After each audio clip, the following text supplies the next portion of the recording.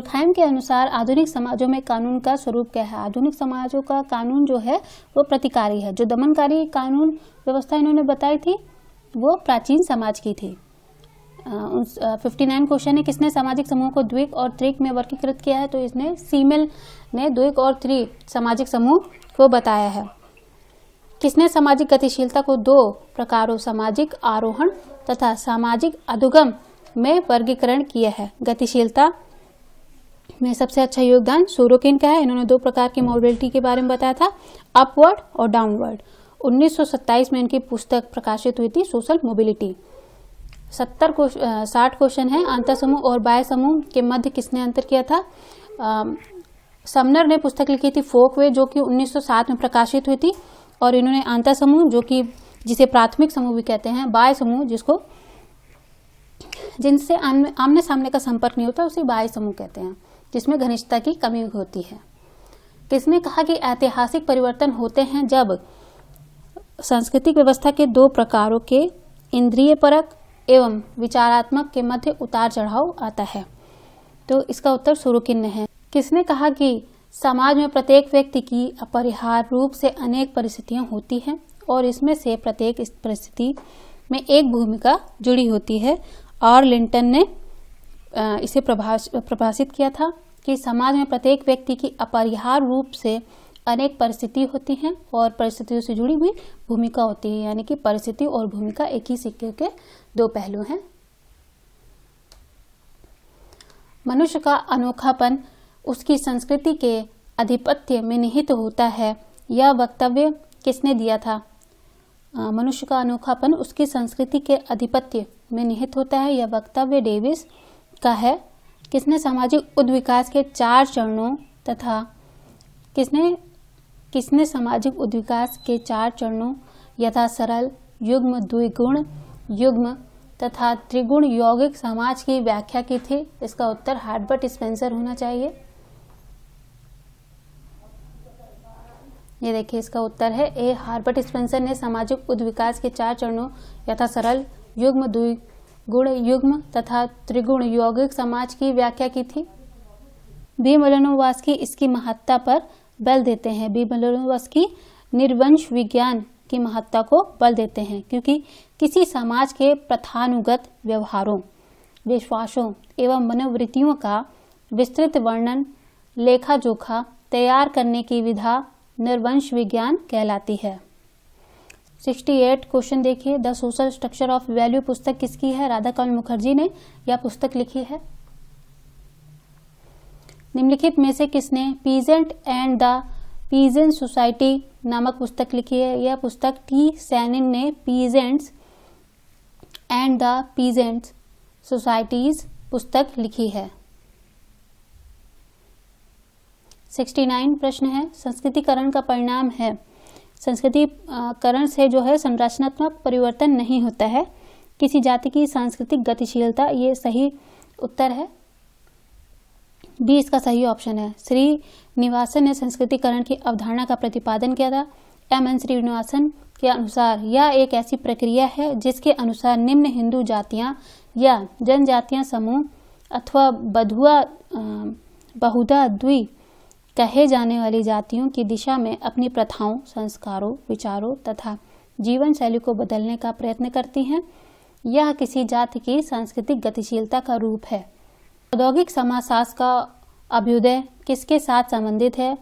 औद्योगिक समाज का अभ्युदय वैज्ञानिक प्रबंधन से संबंध रखता है। ये 70 क्वेश्चन देखिए, कौन सा नारीवाद सिद्धांत इस विश्वास से अभिलक्षित होता है कि पितृतंत्र महिलाओं के उत्पीड़न का प्रमुख तथा सार्वभौमिक कारण है? या क्रांतिकारी लगता है, क्रांतिकारी नारीवाद। क्रांतिकारी नारीवाद ही इसका सही उत्तर है। पूंजीवाद के अनुसार कर्मकार को अपने कार्य के प्रति मोह भंग हुआ है, यह किसका कथन है? यह मार्क्स का कथन है। 71 प्रश्न है, एक सामाजिक परिवेश में यदि लोग यह मानते हैं कि उनकी स्वयं की संस्कृति, समूह और व्यवहार दूसरे की तुलना में अधिक श्रेष्ठ है तो इसे क्या कहा जाता है? इसे निर्जाति केंद्रितावाद कहा जाता है। समनर ने यह अवधारणा दी थी।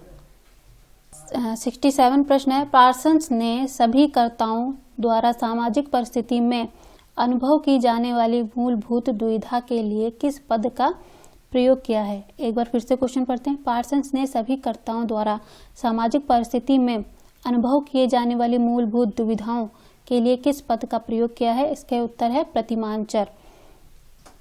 पार्सन्स ने सभी कर्ताओं द्वारा सामाजिक परिस्थिति में अनुभव किए जाने वाली मूलभूत दुविधाओं के लिए प्रतिमानचर पैटर्न वेरिएबल पद का प्रयोग किया है। 72 क्वेश्चन है, प्रत्याशी समाजीकरण निम्नलिखित में से किसके द्वारा गठित होता है। संदर्भ समूह व्यवहार द्वारा, परिवार व्यवहार द्वारा, शिक्षक परक व्यवहार द्वारा या क्रीड़ा समूह द्वारा। इसका उत्तर है संदर्भ समूह व्यवहार द्वारा प्रत्याशी समाजीकरण होता है। The structural study of myth किसने लिखी थे। लेवी स्ट्रास इसके लेखक हैं। 73वां क्वेश्चन है, किसने यह माना कि सामाजिक संरचना भूमिकाओं के आंतरिक संरचना के माध्यम से बनती है। ये तो बहुत चर्चित क्वेश्चन है। इसका उत्तर नाडेल है। इन्होंने बोला सामाजिक संरचना भूमिकाओं की आंतरिक संरचना के माध्यम से बनती है। 74 क्वेश्चन है, किसने वर्गों को श्रम विभाजन द्वारा सृजित और आनुवांशिकता द्वारा अनुरक्षित व्यावसायिक समूहों के रूप में परिभाषित किया। इसका उत्तर दुर्खैम है। दुर्खैम ने वर्गों को श्रम विभाजन द्वारा सृजित और आनुवांशिकता द्वारा अनुरक्षित व्यावसायिक समूहों के रूप में परिभाषित किया है। 79 है, आंद्रे बेते ने कास्ट, क्लास एंड पावर के अध्ययन हेतु क्षेत्रीय कार्य किया था। ये क्या था इन्होंने, श्रीपुरम में।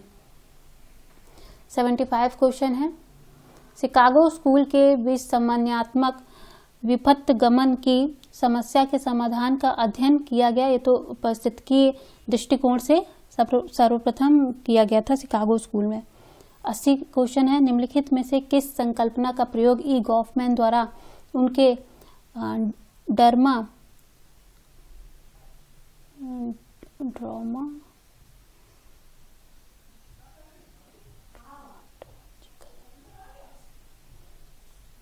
उनके ड्रामाटर्जिकल उपागम में नहीं किया गया। प्रभाव प्रबंधन, फ्रंट स्टेज, अग्र मंच, ये तो किया गया है। और विवरण भी किया गया है। टीम, ई गॉफमैन द्वारा ड्रामाटर्जिकल उपागम में टीम संकल्पना को शामिल नहीं किया गया है। इसका जीवन जगत व्याख्यात्मक प्रतिमानों का सांस्कृतिक रूप से संप्रेक्षित और भाषी रूप से संगठित संग्रह है। यह विचार जे हाबरमास का है। 81वां क्वेश्चन देखिए, किसका मत था कि क्रांतियां इतिहास की वाहक होती हैं। इसका उत्तर मार्कस है। क्रांतियां इतिहास की वाहक होती हैं। 82 प्रश्न है, निम्नलिखित में से कौन सुमेलित नहीं है। महिला और संघर्ष, संघमित्रा चौधरी। महिला और नातेदारी, लीला दुबे। लैंगिक असमानता और कानून, फ्लेविया इंगल्स। इसका उत्तर है डी, लिंग और भूमि अधिकार, वंदना शिवा। यह सुमेलित नहीं है,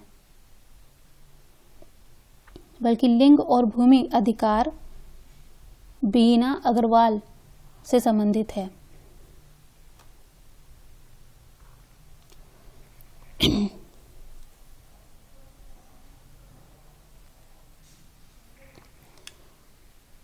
कौन सा सही सुमेलित नहीं है। श्रीनिवासम रामपुरा एकदम सम्मिलित है।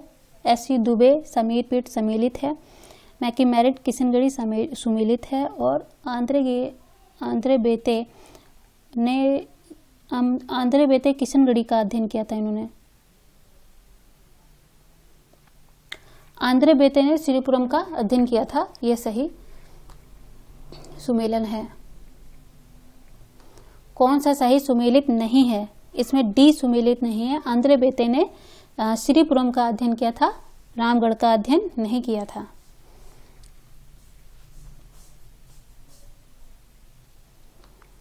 पीजन सोसाइटी एंड कल्चर पुस्तक के लेखक हैं, या इसके लेखक हैं Robert Redfield. Peasant society and culture 1956 में यह प्रकाशित हुई थी। रॉबर्ट रेडफील्ड ने लिखी थी। 88 क्वेश्चन है, इको फेमिनिज्म का भारत में विकास का परिणाम। इको फेमिनिज्म का भारत में विकास परिणाम था चिपको आंदोलन में महिला सहभागिता का। इको फेमिनिस्ट का भारत में विकास का परिणाम चिपको आंदोलन में महिला सहभागिता का था। भारत में सर्वप्रथम किस विश्वविद्यालय ने समाजशास्त्र प्रारंभ किया था? तब हम लोग को पता है मुंबई विश्वविद्यालय में 1914 में सबसे पहले पैट्रिक गेट्स इसके अध्यक्ष थे। 89 क्वेश्चन है, न्यूनतम मजदूरी अधिनियम पारित हुआ था। न्यूनतम मजदूरी अधिनियम 1948 में पारित हुआ था। इसमें जो कुशल और अकुशल श्रमिकों को दी जाने वाली मजदूरी का निर्धारण करता है। यह अधिनियम सरकार को विनिर्दिष्ट रोजगार में कार्य कर रहे कर्मचारियों के लिए न्यूनतम मजदूरी करने के लिए अधिकृत करता है। किसने संस्कृति को चेतात्मक और विचारात्मक में वर्गीकृत किया है? इसका उत्तर सोरुखिन है। 90 क्वेश्चन देखिए, किस अध्ययन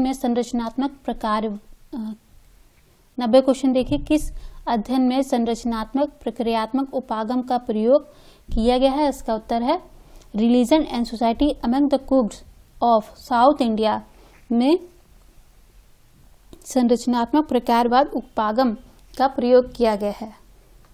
सही सुमेलित नहीं है। The history of Dharmashastra P V Kane, kinship organisation in India Irawati Karve, caste class and occupation G S Ghurye, caste in India B R Ambedkar ji की है, यानी कि चौथा इसका उत्तर सही नहीं है।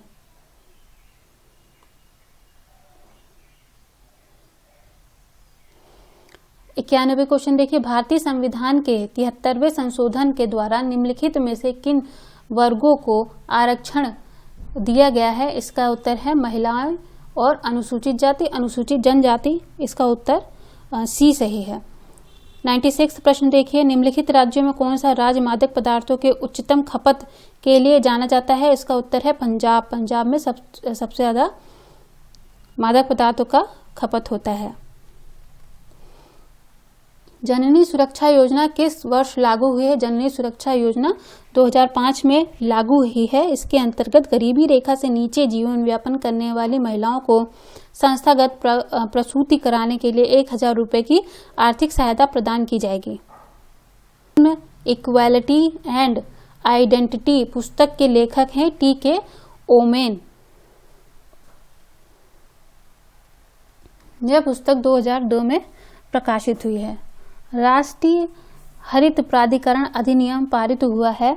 यह अधिनियम पारित हुआ है 2010 में। राष्ट्रीय हरित अधिकरण की स्थापना 10 अक्टूबर 2010 को राष्ट्रीय हरित अधिकरण अधिनियम 2010 के तहत की गई एनजीटी की स्थापना के साथ भारत एक विशेष पर्यावरण न्यायाधिकरण स्पेशलाइज्ड इन्वायरमेंटल ट्रिब्यूनल स्थापित करने वाला दुनिया का तीसरा और पहला विकासशील देश बन गया है।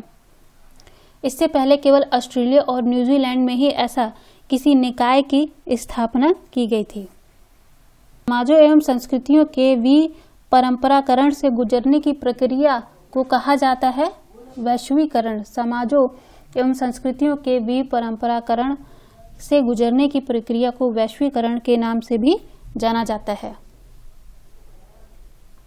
घरेलू हिंसा से महिला संरक्षण अधिनियम पारित हुआ 2005 में तथा लागू हुआ था 26 अक्टूबर 2006 में देश में लागू हुआ था। द रिस्क सोसाइटी पुस्तक के लेखक हैं उल्ड्रिक बेक।